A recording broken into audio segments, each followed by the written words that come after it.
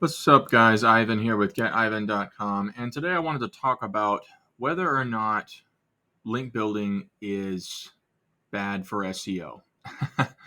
I've been seeing these comments uh, this past year, especially a number of times, and it's a crazy statement made by people who are either disseminating propaganda or who are novices in link building.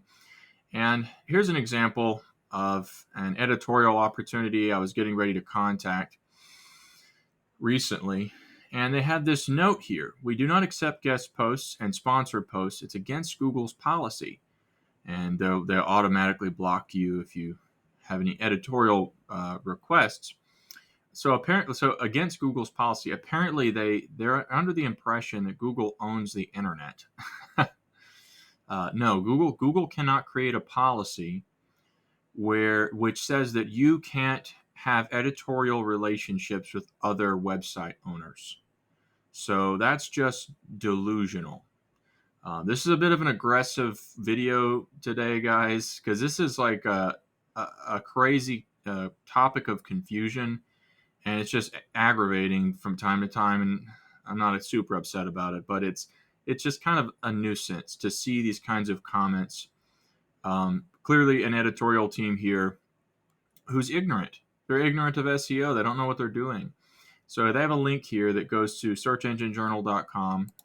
If we click on this link, we see an article from 2020, so about a few years ago or so, from this guy, Roger Monti, and he's basically quoting John Mueller, who constantly, I had to unfollow him on Twitter because the stuff he says is just a lie. I don't even know how he has the job that he has at Google. And I don't want to hurt John's feelings, but it's clear to me after seeing so many different tweets that he's made that his job is to disseminate propaganda. That is basically what he does at Google. And I don't want to be targeted by him or by Google, but at the same time, it's just madness, the stuff that this guy says about SEO. He says one thing and then he says the opposite of that thing, and then he later on he'll reassert the other thing, and then he'll say the complete opposite of the other thing. It's just a bunch of confusion. Like, they just don't want you to do SEO. They just want you to blog like a doofus and not know what you're doing and have no end in sight. They just want you to be a drone and sit there and just constantly do nothing but create content with no intention. That's basically my impression of the comments that guys like John Mueller and Matt Cutts and other individuals who are making videos out there. It's not helpful, It's certainly confusing for business owners, and they need to be more clear and direct about actionable things that can be done, because they clearly don't want you to do the most direct things in terms of being able to be successful with your content, your client content, and brands, and so on and so forth. And I'll tell you in this video what works and why it works. And it's really contrary to what you're told by guys like that. So John says that Google has been devaluing links from guest posts for years, several years, as of 2020. The timeline goes back to 2014, statements made by Matt Cutts. The author, what's this guy's name? Roger says that Google's not penalizing for guest posts, and John basically says that he doesn't see a need for the web spam team to penalize unless there's like a ton of people who start doing it, because their propaganda seems to be working. People apparently don't know how to build links. I've seen influencers making videos with 100,000 plus followers on YouTube making videos about link building as though it's just like it's not something that is a thing. Like, a lot of these guys do, when I see content from influencers on Twitter and some people on YouTube, they just blog and blog and blog. Like, they just basically spam, and they really don't know what they're doing when it comes to intentional SEO. And that's really and that's fine, but that's the difference between somebody, not to be vain or pretentious, but like, if I'm doing SEO for clients, I have to get results. I can't just meander around in content. Like, they have specific results they need to get for specific types of terms and pieces of content. You have to have a direction. And that means that you have to know what you're doing. You have to know how to drive signals to that content. And there's really only like 3 ways you can do that. And we'll get into that in a minute here. John says this is an old issue. He says, I wouldn't be surprised if the largest part of those links are just ignored automatically. You catch what he's saying there? What he's saying is he doesn't know. So he's saying he doesn't know, but then he's also saying, hey, don't do that. It doesn't work. But also, I don't really know. Okay, so I don't want to hurt John's feelings, but seriously, like, if you don't know, just don't comment on it. Like, it's deceptive to the public. Why guest posting is problematic. Former Google engineer Matt Cutts wrote a blog post. He links the blog post here in 2014 announcing that guest posting for links was over. I took him at his word because Matt has always offered truthful advice. How do you know? How do you know that? How do you know that that's truthful if we have clear evidence that guest posts and backlinks work? I mean, Ahrefs, SEMrush, Backlinko, they've all done studies to show large-scale correlation between referring domains and increased rankings.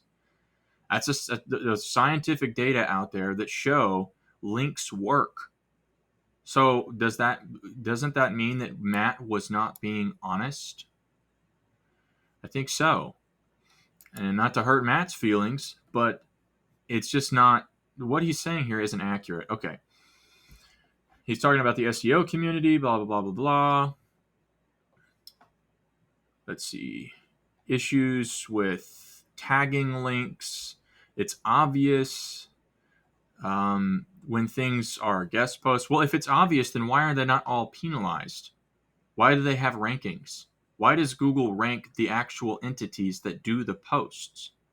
I think it's because they provide valuable content, right? So if those posts are ranking, it's reasonable to assume that the terms can contribute to rankings and also the links. So we'll get into that in a moment here.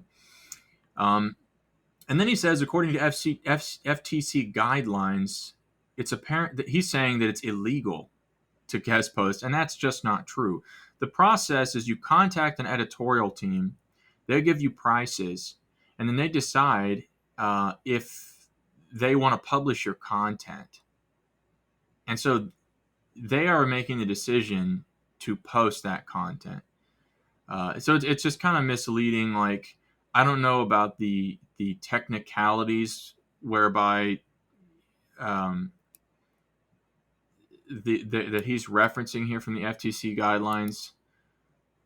I've never seen anybody having issues, and guest posting and link building is a major field that is not blocked by Stripe or PayPal. I mean, at least in general, websites do a lot of business. Let's see, what is it? Is this FTC? Guidelines for business. Let me find this quote. Basic truth in advertising principle is that it's deceptive to mislead consumers about the commercial nature of content. Advertisements or promotional messages are deceptive if they convey to consumers expressly or by implication that they're independent, impartial, or from a source other than the sponsoring advertiser. Well, it doesn't matter, though, because the editorial makes the decision to publish the content. In some cases, they insist on writing the content. So in a sense, like, you almost act as a contractor for providing the base of the content. The editor makes a decision what they want to put on the page. In other words, there's something other than ads. Okay. But they're still making the decision what they want to put on their site or not. So how does social media platforms get away with putting other people's content on their platform and then providing advertisements in line? Okay, so I think it's a bit out of context, the way that they're citing that there. It's not saying that editorial content or even paid editorial content is illegal. If those people decide they don't like that content on their site, that's their business. Anyways, publishers may be obligated to label blah, blah, blah, blah. Okay, takeaway, there's literally nothing to disagree with. Mueller wasn't stating an opinion. He was saving the SEO community from wasting time and money trying to rank with a technique that largely does not work. Dude, if I can't affect what I'm ranking for when I go to make content, then I might as well just be making landing pages for PPC. Because if that's the case, if that were the case, there would be absolutely no point to randomly blogging about stuff. You know what I'm saying? Like, unless you were just doing that for the sake of a newsletter, right? And so, which is fine. That's certainly a use case, but it's just not what we see in the evidence. So, as an example, I wanted to show you here an SE ranking, and this is my preferred tool. I've used all the metrics tools. I'm going to provide a link to this tool below this video, and if you guys use that link, it'll help me out. I really love SE ranking, not to be vain, but it's really convenient compared to the other tools because of the way the data is presented. And I like to see the quantity of ranking keywords and the quantity of referring domains. And that's how I evaluate a quality linking opportunity. I also look at the vector of keywords ranking to determine whether or not, if it's up and down, then that kind of tells me that it might be fighting penalty from Google. But if it's going straight up, that tells me that Google likes that asset. It's continuously increasing those rankings over a period of time. I also look to make sure the referring domain quantity is reasonable. And then I look at the quantity of ranking keywords. That kind of tells me, like, if there's a lot of ranking keywords, that tells me that Google likes that asset. So this is an asset I wanted to use as an example, the kindlepreneur.com, for a number of reasons. But if you look at the guys who do this, they absolutely have editorial content on their website. They have affiliate pages on their website. I've seen content and looking at doing audits. You can do audits your entire life. You can drop links to sites in this tool and look at the quantity of keywords and the referring domains. You will absolutely 100%, or let's just say like 98% of the time, you will see a relationship between the total quantity of referring domains and the quantity of ranking keywords. Assets that have more referring domains always tend to, as long as they're in a reasonable ratio, they tend to have a larger quantity of ranking keywords, and they tend to have healthier vectors of rankings. Pardon me. And this asset, already checked their sitemap. They have like 385 posts and 8,000 referring domains. So, I mean, do you honestly think that that's all natural? And I can tell you from looking at some of this content, it's not. I've looked at some of the link profiles. Let's go ahead and drop also let's grab the free backlink checker by Ahrefs. So anybody can check this if they want without a paid tool. And so they're saying 6K referring domains, so they have a smaller ratio. And that's like 1 to 10, right? And then over here, they're showing, what was I forgot the ratio. It's like 200K or something. So it's as much like 1 to 20 or something like that. Anything under 1 to 30 or so, I kind of view as more tending to be a better ratio. And if it's way higher than that, that's like too many duplicate links. But a lot of those duplicate links have to do with RSS feeds and common data. Pardon me, especially with bigger sites that acquire more referring domains. So that's actually a pretty good ratio, but they're absolutely building links. Okay, so let's take a look at, let's see here, some of the bigger links. These are just the home page for probably, let's see here, best book writing software. Okay, so it does show the sub pages, my bad. Readsy, blog.readsy, Publisher Rocket, that's a link from the homepage. Atticus.io, link from the homepage. Okay. Sell ebooks. Let's see. How to write a great book synopsis. Writers Conference. Let's take a look at that article. How to write a great book synopsis from last year. And self-publishing your book. Attending writers' conferences could also be another way to improve your skills and learn how to write a compelling synopsis. writers conference. That's okay. And then they have an internal link there. Now that could be an organic link, but I doubt it. And so Ahrefs picks that up as one of their most authoritative links, apparently. We don't have the time to go through all this stuff. Here's a Japanese article. I checked some sub blog pages. Let's do that. I don't remember the exact one I checked, but there are huge rankings for this asset. And one of the points I wanted to put out there was like in some of the sub pages that I saw for this property, for example, and some of the more obscure terms, right? They had pages created with little to no link profile, right? And some might say, well, it's because of the quality of the content. No, it's because of the authority of the brand from a link from a domain with a enormously powerful link profile. The asset only has about 385 posts according to the sitemap, right? So it doesn't even have a huge volume of internal content necessarily. Now, there could be more in some of the other sections of the sitemap. But absolutely, the authority you saw, 6,000 to 8,000 referring domains with a number of duplicate links, like it's coming from the link profile, guys. So we could literally spend all day breaking those pages down. There's an enormous amount of traffic exposure going to certain pages. Do you honestly think that it's pages that don't have a link profile? Let's take a look at this Quillbot page. They're on position 6 with an enormous exposure of traffic. So I'm going to drop this into the free Ahrefs backlink checker. Oops, I forgot that I have to highlight it like this.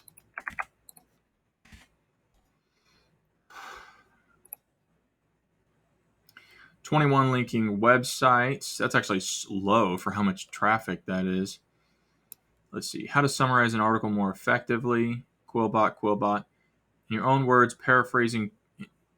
words, generator, paraphrasing tool for students. Let's look at this one. Best AI something or other, paraphrasing something or other for this. Okay, let's look at that one. Sometimes when I'm looking at link profiles, I see assets for guest posts that I see assets where I've acquired guest posts from those locations. Let's see. A lot of these are kind of odd sites. Best. Okay. You guys seeing this here?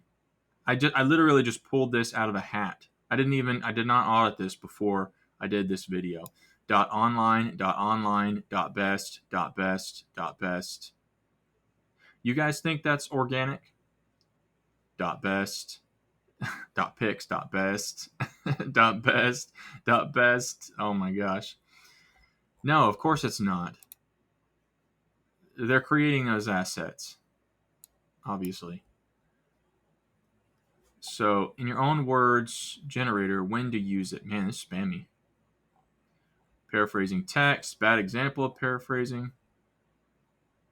Ads are cumbersome on the page. Fictional, how big is this page? Find synonyms.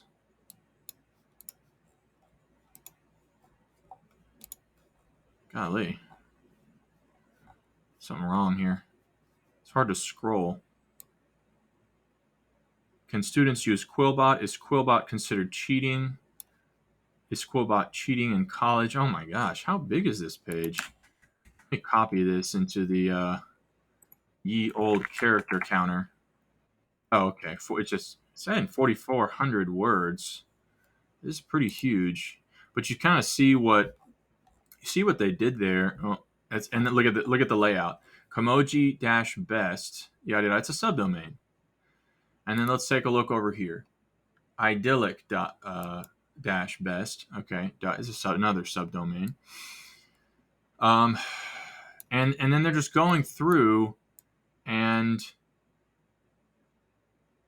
they just have long, like a paragraph, or like 2 sentences on a bunch of H tags, So they just spammed a ton of H tags related to Quillbot, and and then they just built it out programmatically onto a bunch of other apparently subdomains, and it looks like what they're doing is the domains actually redirect to this one subdomain, or not subdomain, this domain on a variety of subdomains.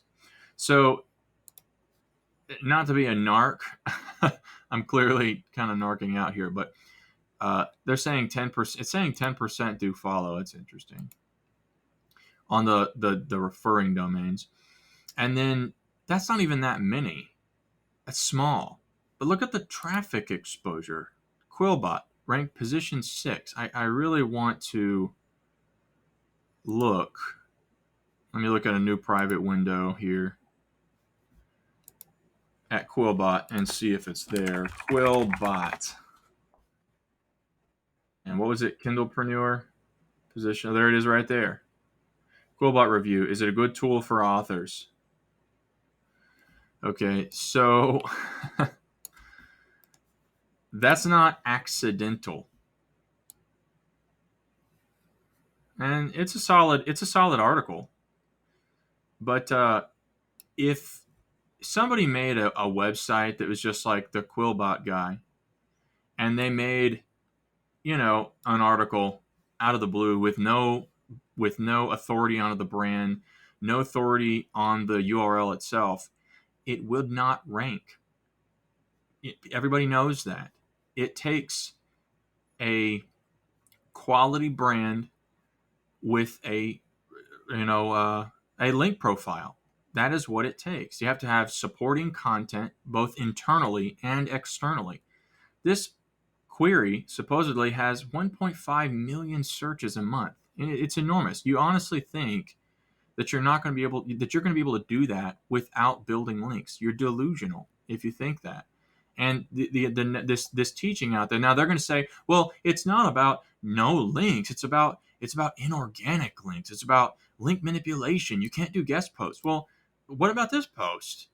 I mean, look at the spam here. You're telling me that quality guest posts wouldn't make the cut? How did this post make the cut otherwise? Because if we look at the link profile for both the page and the domain, there's tons of spam supporting this domain. And look at how many rankings there are. 180,000 ranking keywords and over 8,000 referring domains, roughly. So my point is that the links work. Even apparently some of the spammier stuff seems to be doing something. I wouldn't recommend building those. I build quality referring domains from quality guest posts, okay, from assets like this one. Because when you see assets with rankings, Google likes content from that stuff. Now you're telling me, guys like John Mueller are telling me that they're not going to reward pages with links from assets that are like this with a lot of juice. It's just a lie. Even pages like this rank really well if they have the appropriate signals. Even if some of those are spammy, they do have an effect. And overall, what's even more effective than that is the authority on the brand itself. Google, and there's a couple points I wanted to make. Google, more than a search engine for the page, it's a search engine that optimizes the brand. That's why big brands like Yelp and Wikipedia and the BBB get ridiculous favor in the search engine compared to other pages that are higher authority and provide higher quality results. In terms of the actual page content. The other thing is that they're a trending engine, so they're always looking for what's trending from the quality brands, right? And that's why big news stations are always riding the coattails of trends, because it's the easiest way to piggyback on the traffic, because Google's going to be pushing that content up. They want to be a part of those trends. So it's not just the links that they look at on a given page profile or a domain profile. It's also the wording. So if somebody says like, a unique phrase about something that's trending or about any given keyword, and nobody else has used that phrase, and then 10 other websites come in and use that phrase, then Google's algorithm is going to click and they're going to go, hey, look, it's a potential trend, right? And they're going to reward that originating page to some degree without any backlinks, just from the words on the page. It's like back terms. I don't know what you call it, but I've tested it myself, and it's a real thing. I mean, that's how trends work. I mean, that probably sounds like common sense, but that's how trends work through Google. Anyways, so what was the other thing I wanted to show you guys? Quillbot. We saw that it's ranking. Oh, I wanted to look at, let me turn on my little keywords everywhere and open up this tab here. And let's take a look at Quillbot, right? Oh man, it's saying 20 million searches a month. That is absolutely wild. And I'm assuming it's, oh, wait a second. Did I type in the right thing? Let me check here. Let's grab this again. Yeah, it's the same thing. I wonder why. 20 million a month. Google Chrome. I don't see it. Oh, here it is, right here.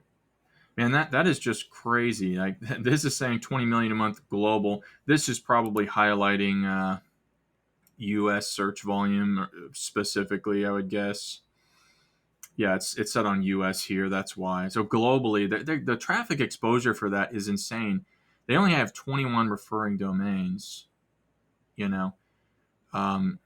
And you guys get my point. Now, you'd probably have to do a lot more research to look into that piece of content, but I guarantee you that it's ranking from the link profile that has been developed by onto the domain itself.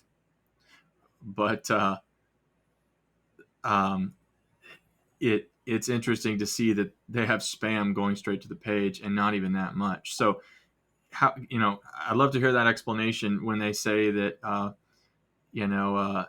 to hear why they think that this particular page is worthy to rank for a query with 1 to 20 million searches a month, like just on the merit of the page. And if you guys are getting confused, my argument is that it's not just the page. Like, there's no way with that link profile that it's ranking from, just from that. It's ranking from the link profile, not on the page, but on the domain itself. Okay, the volume of content is not, like I said, it's not even that great significant. Let's look at, so if we come in here and we go to, we go to the sitemap. Here's the post sitemap, and you can see 385 URLs. And yeah. And then let's check the page one. I didn't check the page or the courses, the guides, the podcast. There could be a lot more content. 30 on the page, 76 on the courses, 17 on the guides, 65 on the podcast. So there's a little bit more content. Reviews, tools.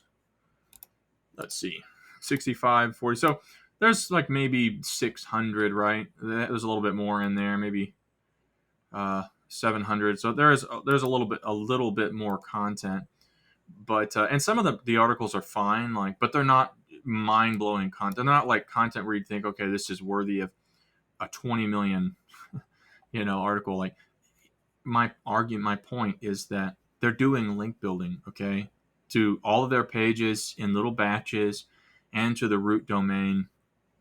And Google is still viewing that as, okay, this is authoritative content that is worthy of ranking for 180,000 keywords. And so I'm kind of making a dualistic argument. For some of these smaller terms that I've seen, like where there's like nothing going on, like they're ranking for no reason other than the fact that it's a very powerful domain.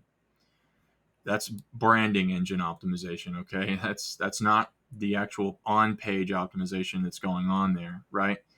And the other end of the argument is that what's working is referring domains going to, better go back here, going to the website because they're doing link building. So to say otherwise, like, I mean, I could literally spend my entire life going through audits, looking at different websites, and showing that's what's happening, because we can set up higher quality content on brand new websites, and this will not happen without backlinks. It simply will not happen. So, anyways, all that to say that all this propaganda about link building doesn't work or guest post building doesn't work. Like, I do this every month for clients. The guest post pages, I build posts, I work with editorial teams just like this one to build articles on their assets that are ranking, right?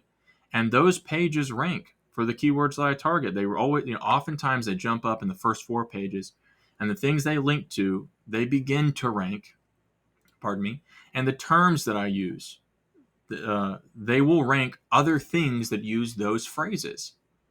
So the reciprocation that you use as a strategy absolutely impacts the things that you reference out there. That's what Google is. It's an engine to reference that picks up on the trending references, whether they're words on the page or they're backlinks. Okay, that's how the engine works. And so people telling you that you can't use guest posts to do that, they're lying to you. Anyways, it's just not to be grievous about it. It's just a nuisance. Like, stop spreading propaganda and misinformation. Link building absolutely works, but you have to be competent. You need a tool like SE ranking. Check my link below to measure the ranking, quantity of ranking keywords. That's how you determine if Google likes a website, and to make sure that there's a healthy ratio of referring domains to backlinks, and you can see the rankings over time to make sure that there's no danger of penalty. And when you choose a site like that, it's a great link building opportunity, and you can provide quality content on that asset also, and Google likes it. Now, there might be teams out there who are, deviously, clinking their claws together to try to punish people who are actually trying to do real SEO, but it's still a numbers game either way you spin it, and links do have an effect. So that's pretty much it. Thanks for watching, guys, and I will catch you later. Bye-bye.